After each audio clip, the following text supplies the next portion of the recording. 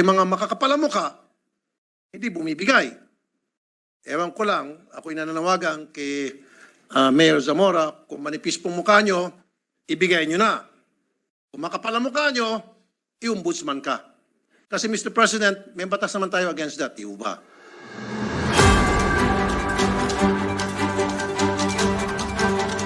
President, marami na pong experience dito po sa kaso tulad ng kaso na sinabi ni Senator JV in the past. And I fully support Mr. President Senator JV Ejercito. Nakakalungkot nga po na maraming ganitong klase pangyari. In my experience in the past, marami po ako natulungan na. Tinatawagan ko po yung mga mayor, yung mga maninipis sa muka, tumitiklop, at binibigay po yung perang nararapat para doon sa mga empleyado. Yung mga makakapal ang muka, hindi bumibigay. Ewan ko lang, ako'y nananawagan kay Mayor Zamora, kung manipis pong mukha nyo, ibigay nyo na. Kung makapal ang mukha nyo, i-ombudsman ka. Kasi Mr. President, may batas naman tayo against that, di ba? Na kailangan maibigay. I think it's just implementation ang kulang dito. So therefore, kung nagmamatigas si Mayor Zamora, sasampa natin ang kaso sa ombudsman.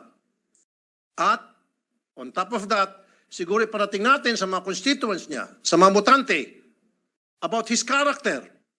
And then let the voters decide pagdating na eleksyon kung sisibakin ba o i-retain ang isang lingkod bayan na hindi ginagawa ang tama para sa kanya mga botante, para sa kanya mga constituents. Naniniwala po ako kay Senator JB, sinabi niya, nothing political as far as he is concerned.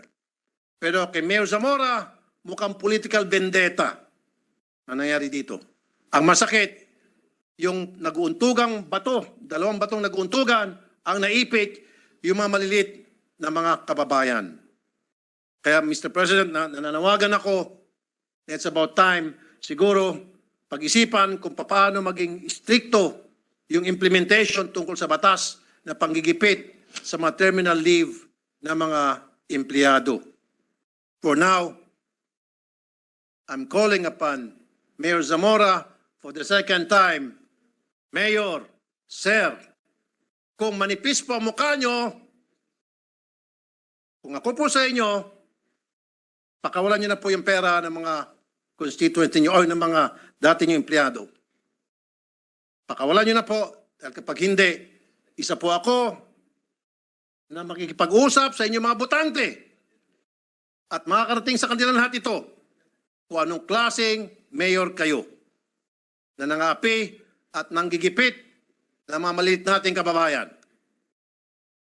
At kung makapal pa rin mukha nyo, ako po ay tutulong para maisulong yung pagsampa ng kaso sa ombudsman against you. Maraming salamat po, Mr. President. Thank you very much, my distinguished colleague. Mr. President, gusto ko lang pasalamatan si Senator Raffy Tulfo na kaya nga minsan sa bagal ng takbo, yung our wheels of justice sometimes is very slow. Kaya marami po talagang sumasangguni at humihingi ng saklolo sa kanya. At nagpapasalamat ako sa kanyang pagtingin sa aming po mga empleyado na nagretiro. Tama po siya eh. Sana po yung laban, yung away namin sa politika, hayaan na lang namin sa amin as political nemesis. Pero po, wag naman po sanang idamay yung mga nasa baba. Dahil sila po nagsilbi lang, hindi po sila kasama dapat. At ilabas sila sa laban sa politika. Thank you, Sen. Raffy. Thank you, Mr. President. Thank you, Majority Leader. My dear colleagues, noong nakarang linggo, lumapit po sa aking tanggapan si Nanay Teresa Merihildo, 65 years old, may bahay, at misis ng isang SSS pensioner na si Tatay Maximo Merihildo. Si Tatay Maximo po ay umutang sa Ever First Loan Corporation noong 2019 hanggang sa June 2022. Ang Ever First Loan Corporation ay isang lending company na nagpapautang sa mga SSS at GSIS pensioners at ginagamit nilang ATM ng mga pensioners bilang collateral. Noong December 16, 2022, namatay po si Tatay Maximo. Nahirapan na po kunin ni Nanay Teresa ang ATM. Umiiyak si Nanay Teresa sa akin dahil nawala na nga siya ng katuwang sa buhay. Hindi pa niya makuha ang ATM kahit sa pagkakaalam niya ay bayad na ang utang ni Tatay Maximo. nagmamatigas ang Ever First Loan at inipit pa rin daw ang ATM. Akin na pong natulungan si Nanay Teresa at maayos na pong nakausap ang Ever First.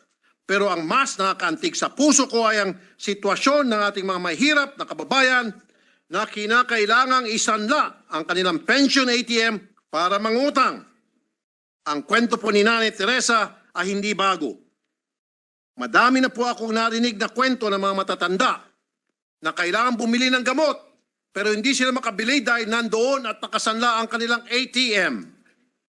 Sa kaso po ni Nanay Teresa, 9,500 pesos po ang kanyang pension at ang kinakaltas ng Ever First ay 9,000 kada buwan bilang hulog sa utang nila. At ang sukli na 500 pesos ay kailangan niyang dayuhin sa opisina ng Ever First upang pantawid niya buong buwan. Nawalan sila ng freedom of access sa kanilang mga pera. Maraming pensioners po ang lumalapit sa programa ko o dito sa opisina natin sa Senado para maitawid ang kanilang mga pangangailangan para sa gamot o pang-ospital. Hindi man sapat ang nakukuha ng mga kababayan natin sa kanilang pensyon, malaking tulong pa rin ito sa mga mahirap nating kababayan na talagang walang ipon. Kaya kapag ito ay naipit dahil sa sanla, ATM, walang-wala na talagang pinagkukunan itong mga lolo at lola natin. Bakit ba nagkakaganito ang mga pensioners?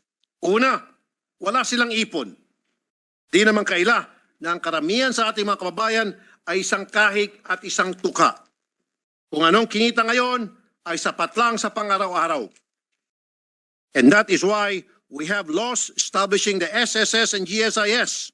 We have RA 11199 or the Social Security Act of 2018 and RA 8291 or the Government Service Insurance System Act of 1997. In these laws, we enforce and regulate a means for our people to save through monthly contributions supplemented by shares from their employers. In these insurance systems, our people will have something to rely on for health, death, and other unforeseen incidents.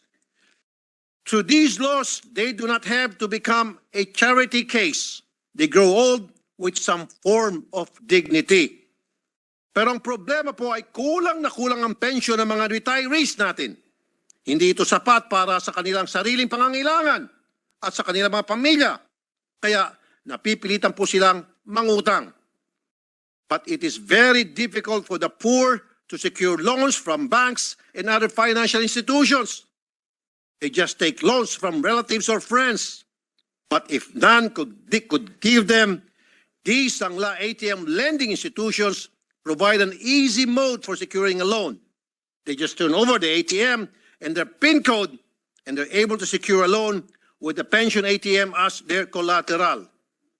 The problem, my dear colleagues, which I have encountered so many times with the complaints that I receive, is that our elderly pensioners are being taken advantage of. Their scheming children, relatives, or caregivers take their pension ATMs and take on a loan on their behalf, sometimes forging their signatures. These pensioners are unaware that loans have been taken under their name, or sometimes they are coerced to agreeing to their able-bodied caregiver or relatives. At kapag kailangan na talaga nila ng pera para sa kanilang pagkain, utilities, gamot o pang-doktor, sila ang walang napagkukunan.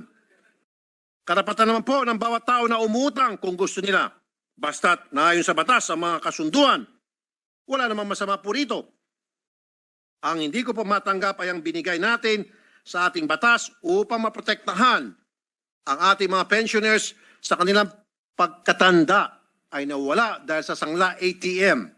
Kung tutusin, itong pagbigay ng pensyon sa pamagitan ng ATM ay para sana mapadali ang pagkuha ng pensyon ng ating mga lolo at lola. Pero ngayon, ito ay napapasama pa dahil sa sangla ATM. Let us remember, the policy behind the creation of the SSS and GSIS is social justice. This is a mandate of the Constitution. Social justice, according to Jose P. Laurel, is the humanization of laws in the equalization of social and economic forces by the state. To put it simply, as stated by my favorite president, Ramon Magsaysay, those who have less in life should have more in law. Excuse me. Pursuant to this mandate, we established the SSS and GSIS with a goal in mind to establish a sound and viable tax-exempt Social Security system suitable to the needs of the people, which shall promote social justice through savings and ensure meaningful Social Security protection to members of their beneficiaries against the hazards of disability, sickness, maternity, old age, death, and other contingencies resulting in loss of income or financial burden. Ang pensyon po na nakukuha sa SSS at GSIS ay is a matter of public policy. This is not your regular insurance. This is provided by law pursuant to our public policy on social justice. Now, if this public policy is being hindered by schemes such as Sanla ATM, then we have to do something. What exactly is Sanla ATM? It is a form of informal lending wherein the ATM card is used as the collateral and where the lender uses the ATM card or debit card to withhold the payment from the salary payment on every pay until the entire amount is repaid. According to the Bangko Sentral survey in 2014, 39.9% of collaterals used for loan is Sangla ATMs. This is bigger than the use of land, appliances, vehicle, or harvest as collateral. Given this data, the fact that SSS has 1,946,029 retirement pensioners, while the GSIS has 372,992 old age pensioners, we must look if there's a need to regulate the use of the pension ATM as collateral in Sangla ATM system. At the moment, there is no prohibition or regulation governing the Sangla ATM transactions. During the 17th Congress, the matter of Sangla ATM was already raised by our courageous Senator Grace Poe in Senate Resolution 632. She emphasized our state policy to regulate the establishment of lending companies and to prevent and mitigate as far as practicable or practicable practices prejudicial to public interest. But to balance this policy, the resolution recognized that access to financial is an inseparable component of ensuring inclusive growth and poverty reduction. Tama po. We have to regulate Sangla ATM, but we also acknowledge that to the poor, this is their only means to secure fast loans. Kailangan din po ibalanse. The matter was taken up by the Committee on Banks, Financial Institutions, and Currencies presided by its then Chair, Senator Francis Cordero. During the hearing, the concerns regarding Sangla ATM were raised, but in the end, it was concluded that it is legitimate means of securing loan. The BSP held its opinion on whether there is a need to prohibit it outright. But the said hearing was held in 2018, or almost 5 years ago. I believe that there are still legitimate concerns regarding this mode of securing loans, and given new laws governing our banks and other related matters, maybe it is time to conduct an inquiry whether the system of Sangla ATM is a matter that needs regulation or even legislation. Mr. President, I'm looking into proposing the prohibition or regulation of the use of SSS and GSI's pension ATM as a collateral and providing corresponding penalties. And while we are on this matter, I would like to find out the stand of Central Bank and the Monetary Board with regard to the use of ATMs or debit cards as collateral for loans by lending companies. What are the implications of Sangla ATM to the security of our banking system and its compliance with all our other laws? And let us see if there are abusive lending practices in these, if there are abusive lending practices in these transactions. Finally, seeing the plight of our elderly regarding securing loans, an inquiry on the possibility of providing lower interest rates for our pensioners and a ceiling on the loans they take should also be conducted, Mr. President. The opinion of our economists and financial experts would be key to the development of policies surrounding this matter. I ask the support of my dear colleagues for us to provide genuine social justice for our people. Hindi po yung salita lang or batas sa papel. Let us make them feel what really means to have more in law. Good afternoon, Mr. President, and my dear colleagues. Magandang hapon po. Yes. Thank you. Thank you, Senator Raffy Tulfo, Majority Leader. Yes, thank you, Mr. President. Let me just May mga kondisyon eh. But these employees already completed all their clearances. Kaya lang, alam niyo naman si gobyerno minsan, pagbalik nila, pag nag-follow up, nawawala ang papel, nagtuturuan. So, the usual. 20 plus po. What is the cost component of that? Para malaman na natin more or less. Doon sa 20 plus, magkano po ang halaga na due them, no? Accrued to them. If I may give the amounts, no? Yung iba po, tagwa 1.2 million, 1.1 million. Si Dr. Esquivel, because of 25 years of service, is due to be paid 2.5 million. Emil Solisa, 32 years of service, 3 million. Kay Leonardo Boyceles, 30 years of service, 2.2 million. Kay Tita Violi, no? 31 years of service, so a couple of millions as well. Morel de Sena, 600,000 for 17 years. Ang iba po, mga doktor pa rin, mga doktor po namin nakasama rin po doon. So, Dr. Magali, 2.8 million for 20 years of service as Chief of Hospital. So, we'll just give it a total of total claims in the city of San Juan. So, more or less, my idea, ka, it's about over 100 million? Hindi naman. Around 40 million, Mr. 40 President. million lang. 40 million. Okay. Okay. Nung tinanong ko po si Mayor, sabi niya wala raw appropriations. But from what I gathered, because of the law, Mr. President, it should be appropriated because that is the obligation of the city because these are, again, services rendered by employees. And before my mother stepped down as Mayor of the City of San Juan, there was already appropriation for the payment of these retirement benefits. Yes. Well, with due respect to the city of San Juan, hindi mangyayari yan dito sa Senado, at least not on my watch. And the Senate employees know that. Here in the Senate, bida po yung empleyado. And all the other agencies under the Senate, including the commission appointments. But let me just reiterate, no, Ana, that this is not nothing political. Ito po yung pakiusap, no. Gaya ng nabanggit ko, maaring maliit na halaga sa kanila 2 sa iba yun sa kanila 2.5, 1. Pero po sa mga empleyadong ito, malaking bagay po sana ito. Opo. Para sa kanilang pamilya, especially now at their advanced ages, pangbayad ng panggamot, pang maintenance at lahat, no. This would have helped them a lot. Yes. Well, every opportunity that I may have to see the mayor of San Juan, kaibigan din naman natin siya, I'll mention it to him. But of course, this committee, the speech will be directed to a particular committee so that it can be taken up and the facts can be heard. So, Majority Leader? Yes, Mr. President, let me just join your statement, Mr. President, that this is not just for the city of San Juan, but also talking For about the whole government. for the entire country, Yes. for every single city, province, and municipality, Mr. President. And just to put on record, regarding your statement, Mr. President, ang daming nag-text sana daw all. Yung nga. Well, I'd like to also, if I may be allowed, to react.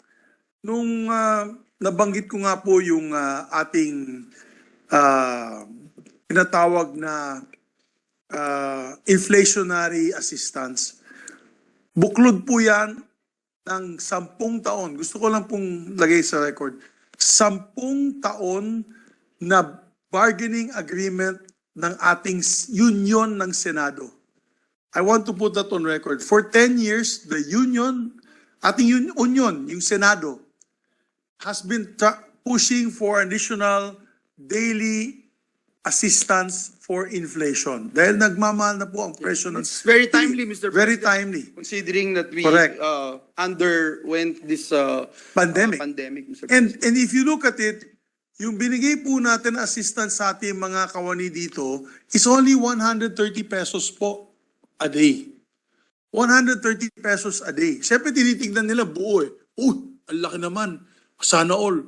Pero kung titignan mo, 130 pesos lang po yan pambayad ng dagdag bayad sa toll, sa gasolina, sa pagkain at lahat. Parking fee lang po yan, Mr. President. The last adjustment we made, the last adjustment we made was 2007. Yeah. If I was the President of the Republic of the Philippines, for the record, I'll give it to all. But I am not. I'm only head of this agency. That is the truth. Now, I would do it. As a You matter of already have fact, 4 votes here, Mr. President. I will Just kidding. co-author the bill of Senator Raffy Tulfo to come up already with the legislative wage increase. I agree. Sana all. I totally agree with them. Huwag nyo na ako batikusin, yung mga nagbabatikos sa akin. Kasi ginagawa ko lang talaga yung kaya ko. Kung kaya ko sa lahat, gawin natin sa lahat. Kaya sabi ko nga, I told my staff, yung bill ni Senator Raffy na legislated wage hike, tulungan natin yan. Let's make a stand. At least they need a living wage. Our people need a living wage, not just a daily wage, because the daily wage is not enough. And so I support the position of our distinguished colleague, Senator Raffy Tulfo. Mr. And hopefully, mapasa natin yun as a clear statement that we want to assist our countrymen in coming up with a living wage for all. If I may add also, Mr. President, that you have been very fair, no? Because we know for a fact that in the Senate, this is a different level. That employees here do not complain, no? Lalo na pag budget season, we start from 10 a.m., we end at 2 a.m. Walang umaangal dito. And Puro overtime tayo dito. Puro overtime. Walang humingi na overtime. And you're just giving it to our Senate employees because they deserve it, no? Because Yes. they work so hard. That's why also in that relation, Mr. President, I would attribute the success of San Juan's rapid development to the hard work of the employees. Hindi dahil magaling na mayor si Mayor JB o Mayor Jinggoy, Mayor Erap. It was the employees who are the catalyst for growth. Kung wala po sila, hindi po unlad ang San Juan ngayon. They are already enjoying 2.5 to 3 billion revenues for a very small city, and that's a lot. If you would look at the per capita income, probably we're one of the highest in the country, and that is because of the hard work of these people who toiled through the years. Kaya Mr. President, I am again appealing to Mayor Zamora na hindi po ito pampolitika, no? This is really just asking for the terminal pay of the people who really did a lot and contributed so much to San Juan's progress through the years. So, and that is money earned, service rendered, pera po nila yan. At kaya nga po, bago tayo magtapos, nakikinig naman si Idol Raffy, ay ba, inusumbong ko na po sa inyo.